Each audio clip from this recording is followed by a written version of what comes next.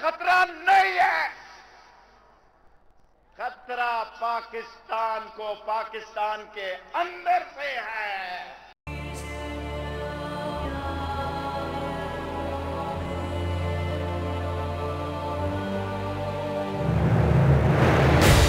1998 में अगर एक सुपर पावर से टकरा गए थे तो फिर इस काम को रोकने के लिए इन जरदारियों से हमने गिलानियों से टकरा जाना है।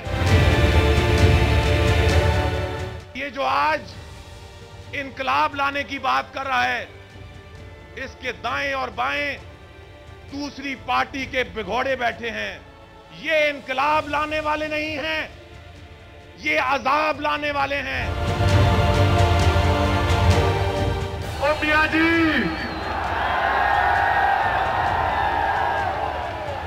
मियां साहब, ये टैक्सला में पटवारियों का जलसा करने से ये नहीं जाएंगे।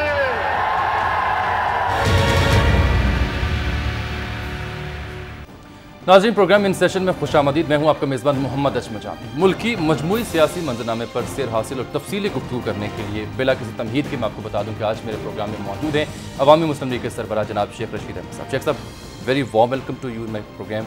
डिटेल में आपसे बात करेंगे सुलगते हुए मसाइल पर। और मैं आज जब टॉपिक लिखा, मैंने फेसबुक पे, ट्विटर पे लोगों से उनकी ओपिनियन लेने की कोशिश की, तो मुझे सबसे बड़ी ओपिनियन ये मिली कि शेख साहब से अनसेड वर्ड्स हमने सुनने हैं। जो लफ्ज़, जो बातें नहीं कही जाती वो शेख साहब से हमने सुननी है। शेख साहब कथारसिस करते हैं अवाम की प्रॉब्लम्स का, मजबूरियों का। खुशाब में जलसा हुआ आज, फिर एक जलसा अबाड़ों में किया गया। नून लीग निकली गिलानी हटाने के लिए और पीपल्स पार्टी निकली गिलानी बचाने के लिए। पीटीआई निकलती है अदलिया बचाने के लिए। अवाम इस बीच में कहाँ है? पहला सवाल मेरा आपसे ये। और दूसरा, मैं आपके गोश गुजार कर दूं कि 2 हफ्ते पहले फ्राइडे टाइम्स की एक रिपोर्ट है, वो नाज़रीन को मैं उसका अक्स दिखाऊंगा, जिसमें चेयरमैन नैब के हवाले से एक कोट किया गया है कि उन्होंने इंटरव्यू देते हुए कहा कि जरदारी साहब ने उन्हें यह कहा है, ये आप देख रहे हैं अपनी स्क्रीन पर, कि आप मियाँ बरादरान के खिलाफ परसू ना करें किसी भी किस्म के केसेस को। एक जानिब ये इंटरव्यू चेयरमैन नैब की जानिब से, वो आपको अक्स उसका हम दिखा रहे हैं। शेख साहब, दूसरी जानिब ज्यादा सवाल करें और पीपल्स पार्टी का जलसा और खुशाब का जलसा, ये सब क्या है? देखिए, खुशाब में नवाज शरीफ साहब ने फरमाया कि 100 दिन तक बिजली, जो अभी आप मुझे बता रहे थे, 100 दिन में बिजली वैसे ही ठीक हो जाएगी और 100 दिन में बहुत सारे सियासी खाते जो हैं वो तय हो जाएंगे। ये नहीं हो सकता। इस तरह ना पनवाड़ी की दुकान चल सकती है, ना नान का तंदूर चल सकता है, ना कुछ मेरे मुंह से और निकलेगा। ये मुल्क है, बनाना स्टेट नहीं है। इस तरह मुल्क नहीं चल सकते। और जो ये काम करने जा रहे हैं जलसे इतने सस्ते नहीं हैं। इनके अंदर जो गर्मी है किसी और चीज़ की है और टाइम पूरा है हुक्मरानी का। इन्होंने, अगर ये इलेक्शन की तरफ जा रहे हैं, माफ़ करना, 3 महीने क्या, इन्होंने 3 हफ्तों में इलेक्शन कमिश्नर लगा देना है। शेख साहब, किस चीज़ की गर्मी है? खुमार किस चीज़ का है? ऐसे ही हमारी गुर्बत का, हमारी बेबसी का, हमारी लाचारी का, हमारी खामोशी का, हमारी अकीदतमंदी का, हमारी कमअक्ली का, ज़हनी पस्त, क्या क्या बताएं आपको। ये वो लोग हैं जो खाना नंबर 2 के लोग थे, जिन्हें थाना जेलों में चक्रों में जूते पड़ने चाहिए थे। ये हमारे मुल्क के हुक्मरान हैं।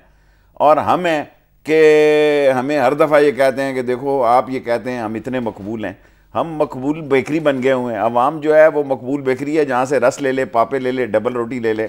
आप मुझे बताएं, ये जो जरदारी साहब ने कहा कि ये कोई के, बिल्कुल देखें, वो स्मार्ट मूवर है।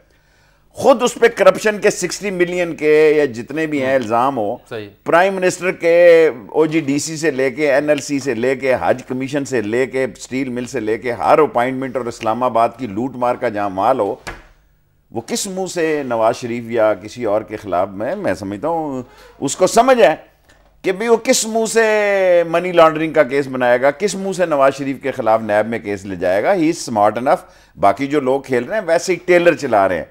असली फिल्म इन्होंने नहीं चलानी। इलेक्शन जो है, ये बजट पास कराने के बाद बजट के आगे उसी तरह चूड़ियां फेंकी जाएंगी। गुलाम इसहाक से लेके आज तक मैं मिस 60 हो गया हूं या होने वाला हूं, आज तक मैं यही देख रहा हूं, दुपट्टा फेंका जा रहा है, चूड़ियां फेंकी जा रही हैं, गो कम। और अवाम 60 साल से उस शख्स के मुंतजर हैं जो आए और अपने आप को बतौर मॉडल पेश कर सके, जो आए और तब्दीली ला सके, जो आए और सच का साथी हो।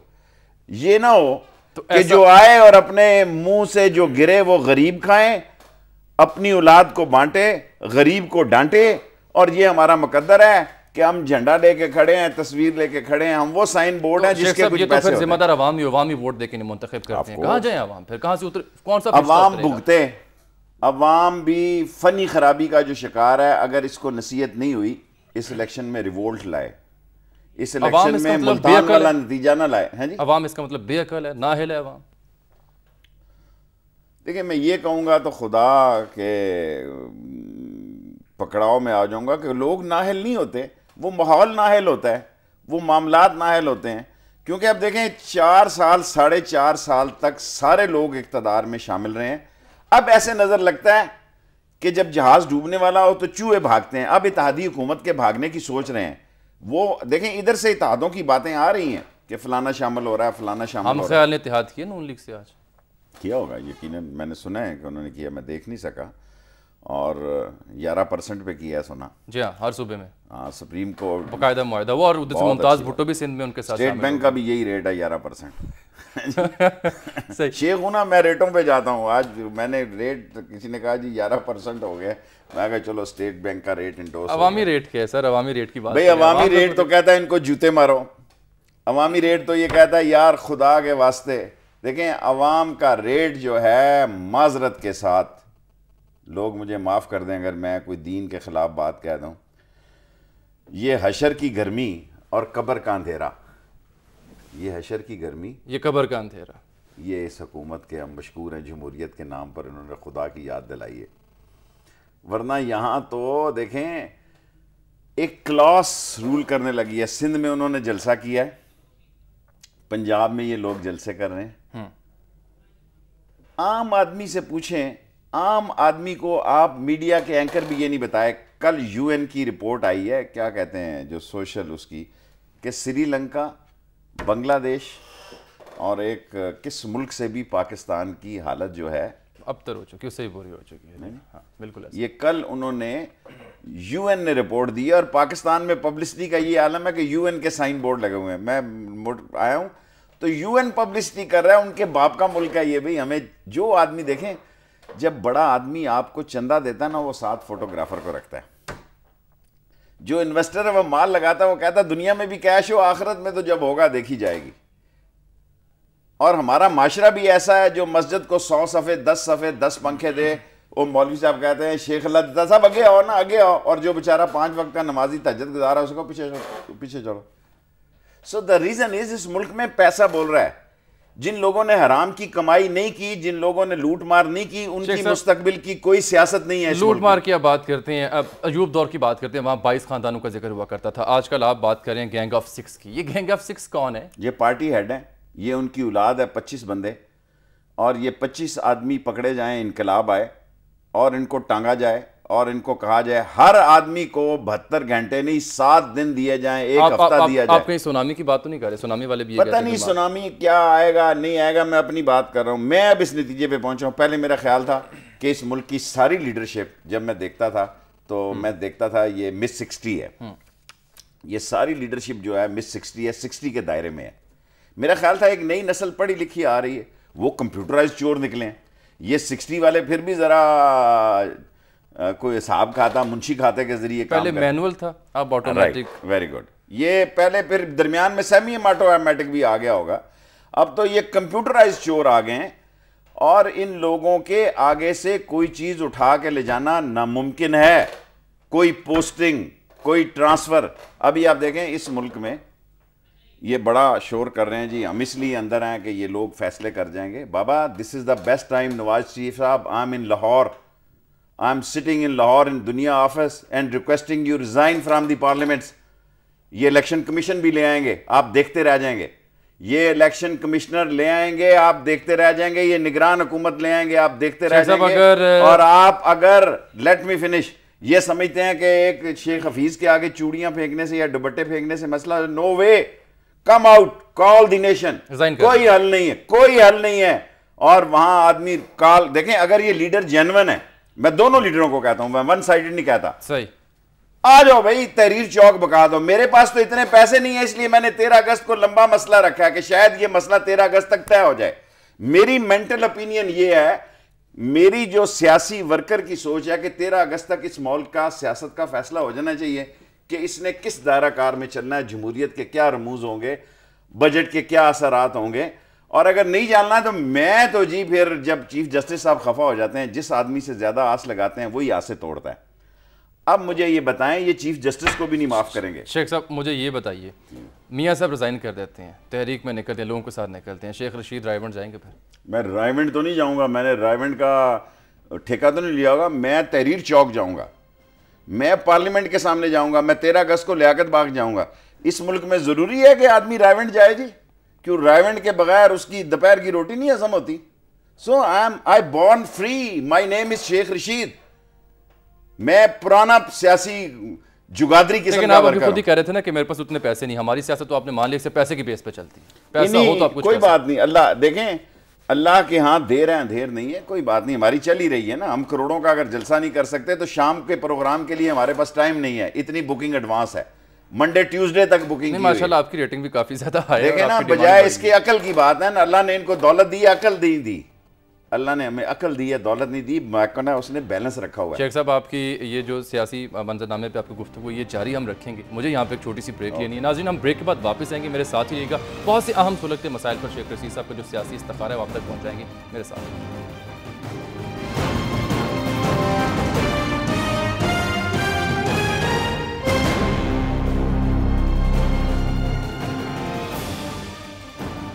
नाज़रीन प्रोग्राम इन सेशन में एक बार फिर से आपको खुशामदीद कहते हैं। मुल्क की सियासी सूरत हाल पर तो हम बात करते रहेंगे, लेकिन हिलरी क्लिंटन का एक बयान भारत के दौरे पर थी, वो मैं आपको बता दूं। उन्होंने कहा कि उनकी नज़र में जो ऐमन अज़वाहरी हैं वो पाकिस्तान में है। याद है शेख साहब, पहले भी उन्होंने उसामा का जिक्र किया, हमने कहा नहीं है, और फिर एक ऑपरेशन हुआ, वहाँ उसामा मारा गया। अब उन्होंने ऐमन अज़वाहरी का जिक्र किया, अब क्या हम फिर से 2 मई जैसा वाक़या एक्सपेक्ट करें? देखें, ये सारी चीज़ें हमें इनके जहेज़ पे मिली हैं। ये सब लोग जो हैं रशियन एग्रेशन के ख़िलाफ़, जब अमेरिकन यहाँ सपोर्टिव और सारी दुनिया थी, और उसामा का भी पाकिस्तान को तो जब कलीबी पकड़े गए मर्दान में तो फिर पता लगा कि ही इज़ अलाइव, लेकिन किसी को ये नहीं पता था कि वो कहाँ है। अब पता नहीं एबटाबाद कमीशन किस दिन नोटंगी का मेला ख़त्म करता है और फैसला सुनाता है कि कौम को पता लगे व्हाट इज़ द रियलिटी। क्योंकि हम अगर कोई बकवास करेंगे तो कहेंगे कि जनाब ये तो इसी अमेरिका चाहता क्या शेख साहब हमसे? हर दिहाई के बाद उसके मुतालिबात बदल जाती हैं। आज जॉन कैरी का बयान चला था, डू मोर और करें दहशतगर्दी के खिलाफ। देखें जी, एक्चुअली हमारी जियो पोलिटिकल सिचुएशन इतनी इंपॉर्टेंट है कि अमेरिका के लिए कोई इसके क्या करेंगे। देखें, 4 सुपर पावर हमारे, 1 सेमी और 3 रूस का बॉर्डर हमारे साथ है, चीन का बॉर्डर हमारे साथ है, ईरान का बॉर्डर हमारे साथ है, इंडिया हमारे साथ। अब जो नई चीन उन्होंने बनाई है कि via India Afghanistan, this is a new India now. वो इंडिया ख़त्म हो गया नॉन अलाइंड वाला, और जनूबी वो जो अफ्रीकन्स और रशियंस और रूबल का दौर वहाँ ख़त्म हो गया। नो फर्स्ट टाइम ये गांधी और नेहरू की पॉलिसी से हटके एक नया हिंदुस्तान है, which is very dangerous for Pakistan.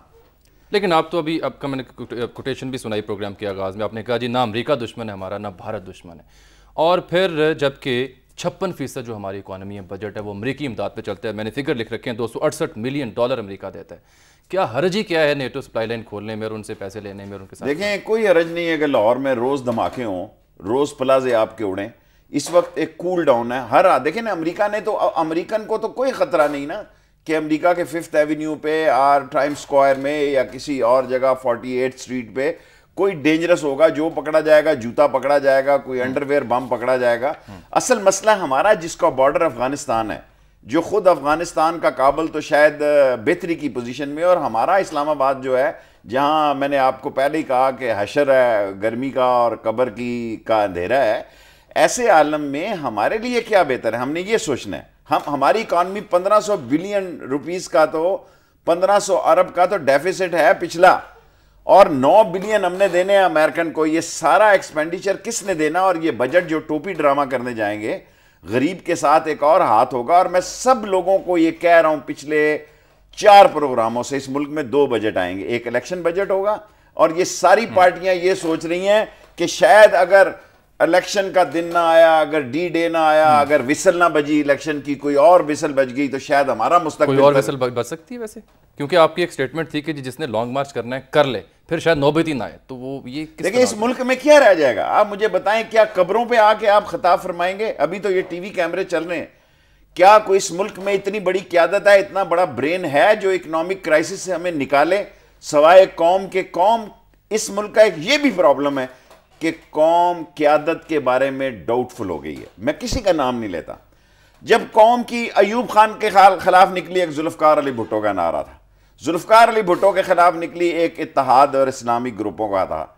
आज इस मुल्क में हर पार्टी अंदर से टुकड़ों में बटी है और ये इंटरनेशनल स्ट्रक्चर है। ये इंटरनेशनल स्ट्रक्चर है कि हमें वो लोग पैगाम दे रहे हैं जी कि मेरे पास तो करप्शन का कोई केस नहीं है, मैंने एक खत नहीं लिखा।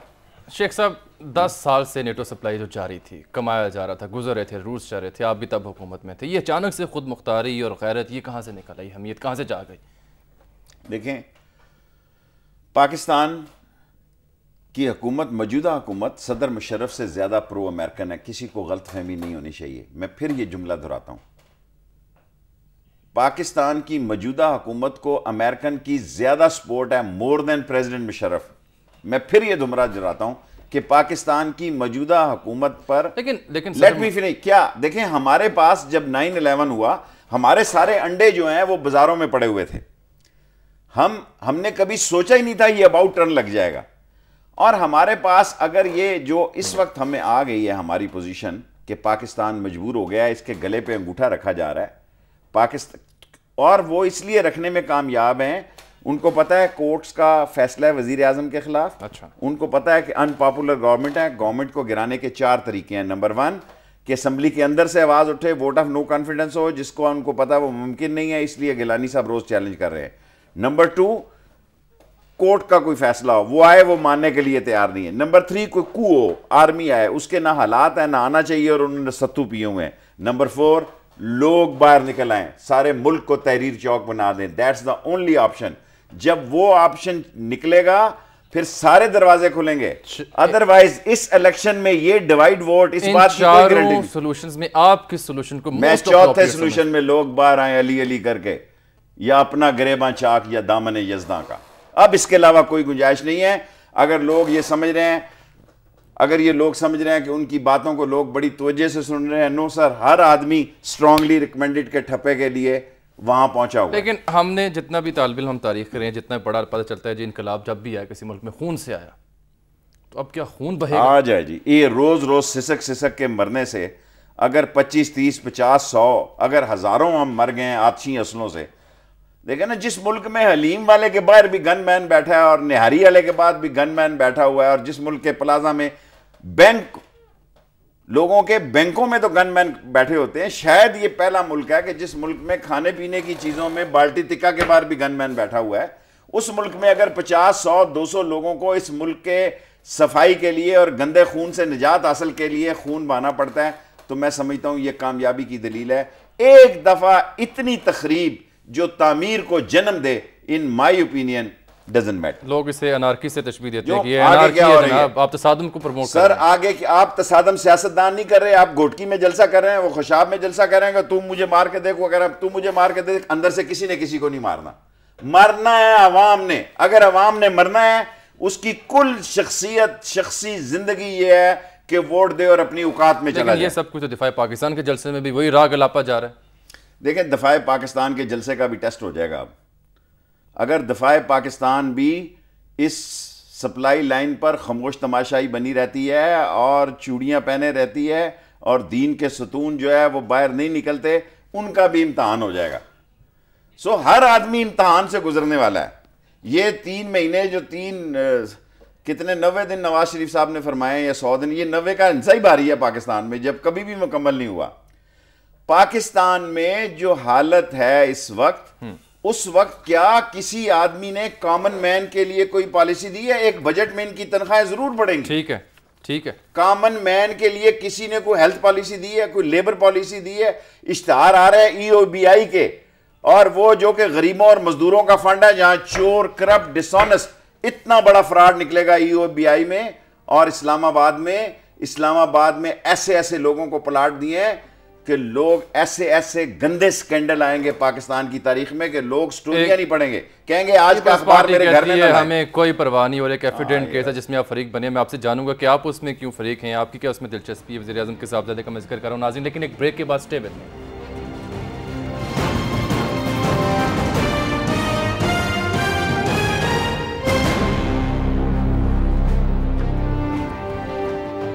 नाज़रीन, प्रोग्राम इन सेशन में एक बार फिर से आपको खुशामदीद कहते हैं। ब्रेक से पहले मैंने जिक्र किया था F-10 केस का, जिसमें वज़ीर आज़म के बेटे मुलव्विस हैं। मुबैना तौर पर शेख साहब, आप किस बुनियाद पर उसमें फ़रीक हैं? क्या आपके पास कुछ शवाहिद ठोस किस्म के मौजूद है जिस बुनियाद पर आप दिलचस्पी लेते हैं? देखिए, मैं उस लाल हवेली बोर्ड बाज़ार में है जहाँ बहुत सारे मामलात काफ़ी बिगड़ चुके हैं और माशरे में ये भी इंटरनेशनल एक साजिश है कि पाकिस्तान के अंदर भी मार्केट बना दी जाए। मैं तो ये कहने गया था सुप्रीम कोर्ट को कि एफिड्रीन का रोना नहीं है, 5-6 और भी ऐसे कोटे हैं जो मौजूदा हुकूमत ने जारी किए हैं, इन राइटिंग मैंने दी है। मैं कौम को डिफरेंट एंगल भी बताना चाहता था कि जिसकी इजाज़त इंटरनेशनली सिर्फ 33 ग्राम है और बाद सियासतदानों को उसको 12-12 किलो का परमिट दिया गया है, वो कोटा दिया गया है। ये मुल्क जो है ये बहुत बड़े घेरे में आ सकता है, क्योंकि जब दुनिया में ज़्यादा मैं शोर डालूंगा, इसलिए नहीं डालता कि यार कोई और सैंक्शंस ना आ जाए, कोई और अजाब ना आ जाए इस मुल्क में। हमने हराम का पैसा बनाने के लिए इस मुल्क में, क्योंकि दौलत पहचान हो गई है इस मुल्क में, जिसकी जो लगाता है उसी को मिलता है, इसलिए इस मुल्क में सियासतदान बड़ा वो है जिसके पास दौलत ज़्यादा है। गिलानी साहब सिर्फ करप्ट है, बाकी सियासतदान, अपोजिशन ऑफिसर, बाकी ब्यूरोक्रेट कोई इसमें मुलव्वस नहीं? अगर इजाज़त हो तो मैं आपसे अर्ज़ करूं। बिस्मिल्लाह। मैंने दुनिया में करप्शन के केसेस सुने थे कि ये फ्रेगरेट में रशिया, उसने अमेरिकन फ्रेंच ने इतने बिलियन की, आसिफ जरदारी का सरे महल, आसिफ जरदारी का एक स्टैंडर्ड का चोरी है, एक स्टैंडर्ड का माल है। इतने घटिया माल पानी लोगों को मैंने नहीं देखा कि अदनान ख्वाजा वहां गद्दों का काम करते करते उसको कहा तू OGDC ले ले। देखें, एक रंजीत सिंह का मुनज़्ज़म, ये कहते हैं हम बड़े नज़्म व नक्श हैं, 40 साल पंजाब में रंजीत सिंह ने हुकूमत की है। इतना गंदा दौर बर्रे सगीर पाको हिंद में और जमहूरियत का कोई नहीं है जो यूसुफ रजा गिलानी का है। उन्होंने कहा NLC में लगा, उसने कहा रोशकील को लगा दो मजहबी उमूर में, उसने कहा फलाने तिहाड़ में इतना 55 करना, उसने कहा इससे बात करो, इसको। जितनी अपॉइंटमेंटें हुई हैं अलबाश खान से लेके निसार गुजर से लेके तमाम करप्ट लोगों को इतना स्टैंडर्ड लो कर दिया गया, इतना और एफिड्रीन केस में तो तोकीर गिलानी को उठाने लगे थे ANF वाले। मूसा गिलानी ड्राइव कर रहा था, उस ANF वाले के अफसर की क्या औकात है कि मूसा गिलानी ड्राइव कर रहा और पीछे से तोकीर गिलानी को निकाल ले। हम मुजरमों को पनाह गाहें देने वाले लोग और सारे तफ्तीशी अफसर पाकिस्तान में। और आज मैं एक बात कहना चाहता हूं, जान की मान पाऊं, चौधरी इफ्तिखार साहब बहुत जल्दी खफा हो जाते हैं, मुझे कहने लगे हैं कि आप हमारे बारे में चैनल पे शाम 8 बजे जाके बड़ी बातें करते हैं कि अगर चीफ जस्टिस चौधरी इफ्तिखार किसी को झाड़ डाल दे, यू करप्ट, यू नॉनसेंस, आपने कोई रिजल्ट नहीं दिया, उसकी तरक्की है जी। वो समझ लें अगर 20 ग्रेड में है तो 22 ग्रेड में, अगर किसी को खुडे लाइन महकमा है तो वो बहुत जबरदस्त समझ ले जा रहा है। मैंने एक पैमाना रखा है और जिसकी चौधरी इफ्तिखार साहब तारीफ कर दें कि यार ये दयानतदार आदमी है, इसको केस भेजो, वो समझ लो खुडे लाइन है। तो government goes the other way around. मैं कहता हूं कि सुप्रीम कोर्ट की कार्रवाई पे चौधरी इफ्तिखार किसी की दयानत की 2 जुमले बोल दे, उसके लिए समझ लें कि उसकी CR सारी स्याह हो गई है। चौधरी इफ्तिखार किसी की के खिलाफ बात कर दे, समझ ले उसके मुकद्दर संवर गए हैं। और ये आलम आ गया है पाकिस्तान की हिस्ट्री में कि देखें अदालत का फैसला मजाक ही नहीं, तमस्करी नहीं, जिल्लत और रुसवाई से गुजर रहा है। कब कब कब आपको समझ, देखें एक आदमी जेल में बैठा है, आजकल फोन सिस्टम आ गया, फोन सिस्टम आ गया, मुझे कहता मैं तो सिर्फ साइकिल चोरी की थी। अच्छा शेख साहब, 21 महीने हो गए और कहता है मुझे SMS देता है कि मैं 21 महीने से मेरा जमानत रहा। जो रात को आवारागर्दी में 107 151 में पकड़ा जाता है, फिल्म देखता है, पैसे नहीं है, सिपाही पकड़ता है, कहता है मुचलका काटो आवारागर्दी में, उसको 8-8 महीने 9-9 महीने लोग अपनी रजिस्ट्री भी चाहते हैं, इसकी जमानत देंगे। 107 की 151 की जिक्र की, 190 का कोई जिक्र है? 190 को कोई चांसेस हैं मौजूदा तनाजुर में जो सियासी मंजर? देखें हल तो यही है, सुप्रीम को आईनी जमहूरी इखलाकी हद यही है कि एक हद में रहते हुए फौज भी एक दायरा बनाया कि here it is enough is enough. लेकिन आप तो कहते हैं फौज ने सत्तू पिए हुए। मैं कहता तो यही हूं, वो मुझे कहते हैं जर्नैल कि आप ये क्या कहते हैं। मैंने कहा एक दिन वक्त आएगा आपके घर वाले भी आपको कहेंगे कि आपने सत्तू पिए हुए हैं, क्योंकि फौज को शेख साहब, लेकिन फौज के पास तो आईनी इख्तियार नहीं है ना, वो तो इस तरह नहीं कर सकती। ये सारे आइन का एहतराम हो रहा है। ये आइनुल हक साहब आए हुए हैं यहाँ पे, जो चौधरी इफ्तिखार के साथ हो रही है वो आइनुल हक के राब्ते और ज़ाब्ते में ही हो रही है ना। और चौधरी इफ्तिखार साहब डिफेंस कॉलेज में जाके कहते हैं आर्टिकल 6 लगा दूंगा, फिर वो ख्वाजी कहते हैं लगे जी आर्टिकल 6। चौधरी इफ्तिखार साहब जाते हैं डिफेंस कॉलेज में, कहते हैं जिसने कॉन्स्टिट्यूशन एवेन्यू की तरफ देखा आर्टिकल 6 लगा दूंगा।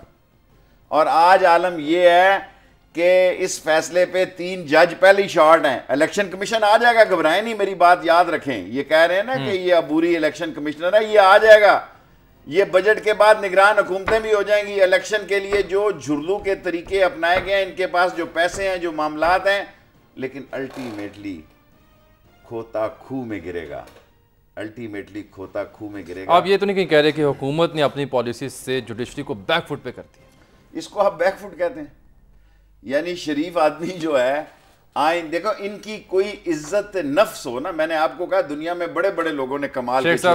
फ्रैग्रेंट की कमीशन का केस आया, सरे महल का, और ये तो ऐसा चोर है जिसकी इज्जत नफ्स की बात आप करते हैं, जिसके ससुराल से लेके, जिसकी औलाद से लेके, ये कहा मेरे शो सारी नस्ल दर आप नस्ल, रायवेंड नहीं जाएंगे। आपने कहा आप रायवेंड नहीं जाएंगे, रायवेंड जाना ही सियासत नहीं ठहरता। कुछ बयान आपके मैंने इकट्ठे किए, इजाजत हो जान की अमान पाऊं। 14 दिसंबर 1995 को शेख साहब ने कहा कि मेरा जीना मरना नवाज शरीफ के साथ है। रोजनामा पाकिस्तान को कोट कर रहा हूँ। नवाब वक्त ने कहा अपने 21 मई 1996 को कि नवाज शरीफ सगा भाई है। 19 मार्च 1996 को कहा कि हुक्मरानों जिस कीमत पर मुझसे नवाज शरीफ की दोस्ती खरीदना चाहते हो, उस पर मैं उसकी तस्वीर भी ना बेचूं। रोजनामा खबरें। आपने 5 जुलाई 1997 को कहा कि फखर से कहता हूं नवाज शरीफ मेरे कायद हैं, सियासत छोड़ सकता हूं, नवाज शरीफ ये नहीं कहा। नवाब वक्त की कोटेशन है सर। ये नहीं आपने कहा इन तमाम बयान ठीक है। देखे ना, मैं झूठा बंदा नहीं। उम्र के हिस्से में मैं भी मिस 60 के गैंग में आने वाला हूं अनकरीब। सो आपने जितने कहे, लिसन टू मी, अब रिप्लाई सुन लें। अब जवाब सुनने का भी प्लीज। एक जमाने में मैं स्कूल में पढ़ता था, एक जमाने में मैंने मैट्रिक किया, एक जमाने में मैंने MA किया, एक जमाने में मैं इनके पोस्टर लगाया करता था, इनकी मनादियां किया करता था, इनके नारे मारा करता था। एक जमाने में मैं कहता था कि इनकी तरफ देखे कोई ना। जब मैं सारे निचोड़ के बाद इस नतीजे पे पहुंचा हूं कि हम वर्करों की जिंदगी की कीमत लगाना सिर्फ यही नहीं है कि हमारे गले में एक टिकट डाल दिया जाए कि ये फलाने जानवर का। Let me finish now, I have listen to you, no listen to me please. असम्बलियों की कोई इज्जत और तौकीर नहीं है। आज इज्जत और तकीर अवामी मुस्लिम लीग और कलम दवात को जो लोगों के दिलों में हासिल है, मैंने कभी वजीर किया, मैं 8 दफा वजीर रहा हूं, मैंने कभी सोचा नहीं था। और मैं एक और बात कहना चाहता हूं, मैं ऐसी सियासत को खैरबाद कह दूंगा जिसमें खैरात पर अगर लोग मुझे मेरी क्वालिटी पे, मेरे खलूस पे, मेरी कुर्बानियों पर, मैंने तो टिकट मांगा था नवाज शरीफ साहब से, अप्लाई किया था, 20,000 रुपए दिए थे। लेकिन खौफ की सियासत यही होती है, ना हाथ आसमान पे लगता है, ना पांव जमीन पे लगता है। और आज लेट मी, अब आपने सवाल कर लिया है, अब देखें खत्म और आप 2 कर लें सवाल, लेकिन जवाब देने का मेरा, मैं कभी किसी एंकर को यह नहीं कहता, ऐसे एंकरों को भी नहीं कहता जिन्होंने उधार खाया हुआ है शेख रशीद के खिलाफ पुराने कुतबे दिखाने में। चले, at least I am not among them. ठीक है, मैं ऐसे एंकरों को भी कुछ नहीं कहता, लेकिन द रीजन इज कि आज शेख रशीद अपनी ज़मीर की कैद में है, किसी की शख्सी कैद में नहीं जाएगा। और जो आज उसको खुदा ने इज्जत और ज़िंदगी दी है, 7 दफ़ा वज़ीर बनकर भी ना, और मुझे नामों के साथ वाबस्ता ना किया जाए, मुझे पाकिस्तान और इस्लाम और अवाम के साथ वाबस्ता किया जाए। शेख साहब, जब आपको ये सारा ख्याल आया, आप इलेक्शन लड़े, तो आप तो हार गए थे। ये इलेक्शन तो मैं नहीं हारा, लेकिन मुझे खुशी है कि मैं हार गया। अगर इन जैसे लोगों के साथ ये इलेक्शन, मुझे 46-45 हज़ार जो वोटें जिस तरह हराया गया, उसमें इमरान खान साहब भी कैंडिडेट थे, जमात इस्लामी भी कैंडिडेट थी, 22 कैंडिडेट और खड़े किए गए। अगर 500-500 हज़ार भी लगाओ तो मेरा 5-10 हज़ार का डिफरेंस नहीं था। पहला इलेक्शन में हारा हूं, लोग हारते हैं। नवाज शरीफ खुद ग्वाल मंडी में जबत हुई है इसकी। मैं कौम को बात करूंगा, आप जो आपको नवाज शरीफ के जो ब्लू वाइट सवाल दे रहे हैं वो परेशान हो जाएंगे। मैं एक हिस्ट्री हूं, मैं वो हिस्ट्री हूं जो 7 नवंबर 1968 को अयूब खान के खिलाफ खड़ी हुई और घर में लाश लेके आई। मैं वो हिस्ट्री हूं जो 9 नवंबर 1968 को। हिस्ट्री बिल्कुल आप हैं शेख साहब, लेकिन थोड़ा सा काम मैंने मुशर्रफ के साथ 5 साल क्या लगाए हैं। अगर किसी ने नहीं लगाए, किसी सियासतदान ने, देखो वर्दी जियाउल्लाह की भी वही थी, वर्दी मुशर्रफ। लेट मी अब देखें ना, आप सवाल ब्रेक का वक्त है, एक ब्रेक ले लें, ब्रेक को छोड़ें आज, चलें थोड़ी सी ब्रेक एक्सटेंड कर लें। देखो मुशर्रफ की वर्दी भी उसने जरा इस्लाम का स्कार्फ पहना हुआ था, मुशर्रफ ने जरा रेड कलर लिबरलिज्म का पहना हुआ था, अंदर से लेफ्ट राइट काकूल ही था, अंदर से लेफ्ट राइट अयूब खान का भी काकूल ही था, अंदर से लेफ्ट राइट यह्या खान का भी काकूल ही था। लेकिन जब गरीब के बेटे ने, या आम आदमी, अब मैं अपने आप को गरीब भी नहीं कहता क्योंकि गरीब भी इतने बदनाम हो गए हैं, अब तो वो गाड़ी भी मिल गई है। ये लोग कहते हैं मैं लानत भेजता हूँ, मेरा खून हलाली है। शेख साहब एक ब्रेक ले लूँ, I am running short of time, मुझे एक ब्रेक लेनी। नाज़रीन ब्रेक के बाद वापस आएंगे। शेख साहब कहते हैं मैं एक तारीफ हूँ, मुस्तकबिल क्या होगा पाकिस्तान का, ये उनसे जानेंगे। ब्रेक के बाद स्टे विद।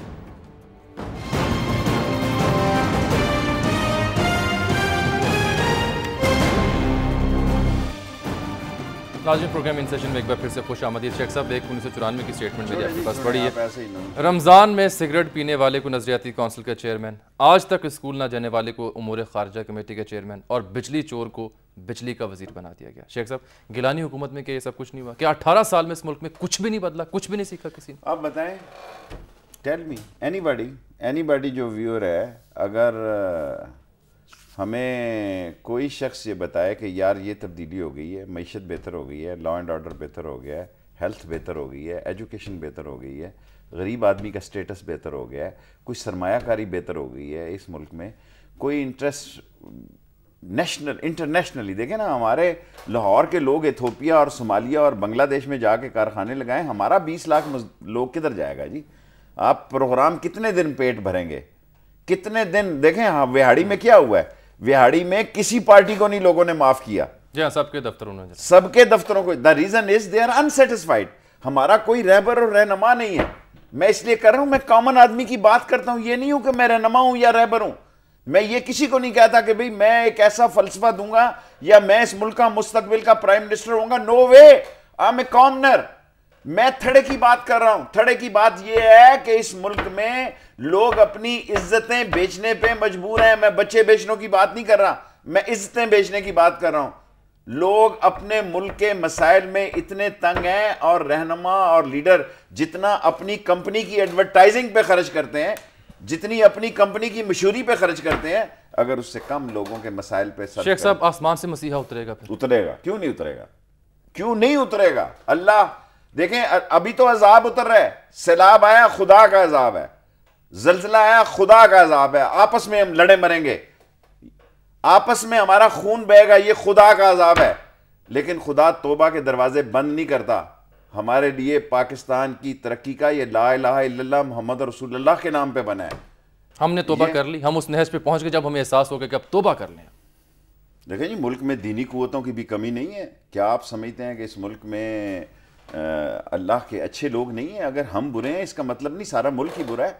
इस मुल्क की क़यादत बुरी है। इस मुल्क में पैसे की शनाख्त से क़यादत है।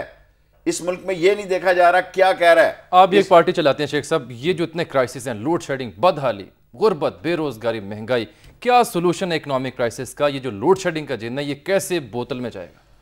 सर जी, ये जितने ट्रकों के ट्रक नोटों के छापते हैं, ये प्राइवेट एंटरप्रेन्योर को, जो प्राइवेट हैं हमारे अदारे पाकिस्तान में, अगर किसी को शक है, सारे 18-19 करोड़ लोगों में मैं चैलेंज करता हूं, पाकिस्तान के अदारे इतने बिजली पैदा करने के काबिल हैं जितनी हमारी डिमांड है, पर हमारे चोरों की हवस नहीं खत्म हो रही। पाकिस्तान में जो अरबों रुपया हमने ज़ाया किया है, ये बलालगंज के ले गए उधर जनरेटर उठा के, अरबों रुपया हम लोगों को धोखा दे रहे हैं। ताजिकिस्तान से आ रही है, पूछो भला ताजिकिस्तान में कहां से आएगी? तो भारत से लेने की भी बात हुई थी 500 मेगावाट। भारत आपको इंजन नहीं रेलवे के 100 दे रहा किराए पे। देखें, भारत आपकी वो इंजन देगा जो उधर का गंदम, उधर का प्याज, उधर का आलू, इस किसान को तबाह करेगा। इस इंडस्ट्री को सिर्फ वो लोग खुश होंगे जो अंडर इनवाइस माल खाने वाले हैं और टैक्स चोरी करने वाले लोग हैं। जो गरीब की धरती की फसल की बू है, अगर उसकी चाहत है तो हमें वो जो इतने डैम बना रहा है और सोमालिया और इथोपिया बनाएगा, पाकिस्तान और इंडिया की सूरत हाल कभी ठीक नहीं हो सकती। जितने मर्जी दौरे कर लें, जितने मर्जी प्रोग्राम करें, जब तक दिल से पाकिस्तान की सालमियत को इंडिया तस्लीम ना करे। हमें तो वो हमारी तो खेतियां उजाड़ना चाहे, हमारे तो सियाचिन पे कहे कि आगे से भी टफ हालात हो गए हैं, हमारे तो सक्रीक पर हालात तैयार हैं कि जनाब इस पे बात नहीं हो सकती, हमारे मसला कश्मीर पे बात नहीं हो सकती। बॉलीवुड ले आओ तो लॉली, क्या कहते हैं जी, कौन सा वुड है वो? बॉलीवुड। हाँ, उसका सारा ले आओ इधर। ये सारा हमारे भी तो उधर जाते हैं, हमारे तो जाते हैं, फिर मोरों पे कुछ और लिखते हैं, फिर वो रहमान मलिक साहब खफा हो जाते हैं। भाई असल बात ये है कि हम तल्लकात चाहते हैं, लेकिन गैरत, असूल और अपने मसाइल के हल के साथ। शेख साहब, आपने कहा हम सफ़र कर रहे हैं। आज किसी ने सवाल पूछा कि रेलवे की बात करें तो वहाँ सफ़र किया जाता था, लेकिन अब उर्दू वाला नहीं अंग्रेज़ी वाला सफ़र हो चुका है। वापडा की ये सूरत हाल है, तो सोल्यूशन क्या है? प्राइवेटाइज कर दिया जाए इन्हें? कैसे हो सकती है? 1 लाख बंदे हैं, यही इंजन चल सकते हैं, यही ट्रेन चल सकती है। बाबा बड़ा सिंपल मामला है, ये कमीशन खोरों का तबका है। जब ऊपर यूसुफ रजा गिलानी माल खा रहा होगा तो गुलाम अहमद बलोर क्यों नहीं खाएगा? उसका पेट नहीं है, उसकी औलाद नहीं है, उसकी सोच नहीं है। अगर ऊपर एक आदमी बैठा होगा नीचे तक सच्चाई जाएगी। अगर ऊपर ऐसा बंदा बैठा होगा तो आप मुझे बताएं, ये 800 इंजनों में से 400 के स्पेयर पार्ट निकाल के 600 के निकाल के 200 में डाल दें। शेख साहब, तारीख आपने देखी, आपने सारे वाकयात बयान किए, सारे मामला अभी तो मैंने किया ही कुछ नहीं। सर, आपने ज्यादा जोर दिया। तमाम मामला पे हमने बात करने की कोशिश तो की ना आपसे, आपका सियासी इस्तिखारा जाना। मुझे ये बताएं, मैंने पहले भी ब्रेक से पहले कहा था कि फ्यूचर क्या है इस मुल्क का, इस मुल्क के सोल्यूशन क्या है, हल क्या है, मुस्तकबिल क्या है? कोई उम्मीद दिलाएं कौम को, बड़ी मायूस होगी। देखें, पाकिस्तान में सबसे अहम मुस्तकबिल ये चैनल है जो लोगों को हौसला दे रहे हैं और लोगों का प्रेशर कम कर रहे हैं। लोगों को जो गुस्सा आता है सारे दिन के धक्के खाने के बाद, लोगों को जो डिप्रेशन होता है, लोगों का जो ब्लड प्रेशर हाई होता है, शाम को कहते हैं चलो कोई तो बंदा है जो हमारी बात कर रहा है, उससे उसको सुकून मिलता है। पाकिस्तान का मीडिया इतना स्ट्रांग है कि मैं अब ये मानने के लिए तैयार नहीं कि दुनिया का कोई मीडिया इतना स्ट्रांग है। शेख साहब, thank you very much for being here in my show today. Thank you, बहुत शुक्रिया शेख साहब। जी हाँ, प्रोग्राम का वक्त यहाँ पर नाज़रीन खत्म होता है। शेख साहब भी कहते हैं मुस्तकबिल इंतहाई रोशन है, आवाम को सड़कों पर निकलना होगा अपने हुकूक के हुसूल के लिए। इन सेशन से अजमल जामी को आज के लिए इजाज़त दीजिए। अल्लाह हाफ़िज़।